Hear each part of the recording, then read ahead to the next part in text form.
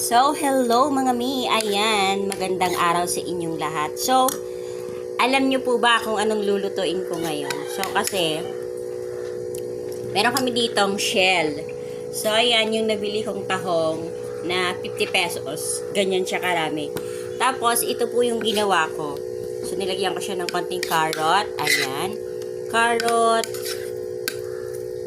konting patatas, saka cilantro. Itlog, tsaka konting cornstarch. Tapos, ito na siya. Tada! So, ayan. Kasi minsan, mag-ano tayo. Kumaga, maiba-iba naman ang ating lulutuin.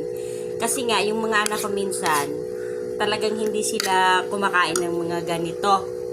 Or seafood na tahog.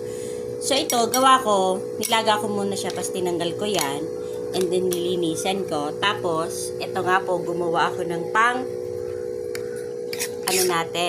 panglagay dyan sa ibabaw para siya maging baked tahong. So, ayan, ibibigay ko siya mamaya. Tatapusin ko lang yung aking ginagawa kasi madami pa po akong lagay. So, maliliit nga po siya ayan o. So, hindi siya ganun kalalaki.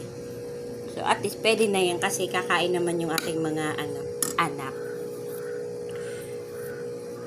So, kasi ngayon, kailangan daw ay bawal na kumain ng mga processed food. So, tayo na lang gagawa ng paraan. Lagyan natin ng konting gulay. Kung ano man po yung available dyan sa ating bahay. So, ayan. Thank you for watching. Have a nice day. Bye. Ingat po kayo. Say bye. Have a nice day.